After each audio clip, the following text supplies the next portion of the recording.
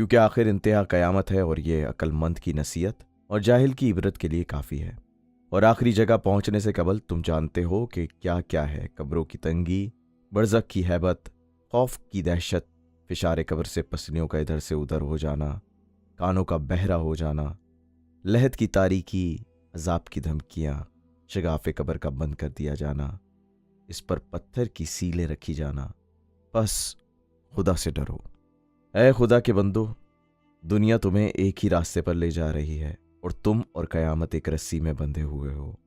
गोया वो अपनी निशानियां जाहिर करके आ गई है और अपने झंडे लेकर करीब पहुंच चुकी है और तुम्हें अपने रास्ते पर खड़ा कर दिया है।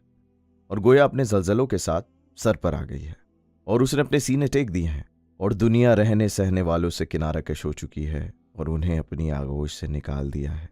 गोया वो एक दिन था जो गुजर गया और एक महीना था जो ख़त्म हो गया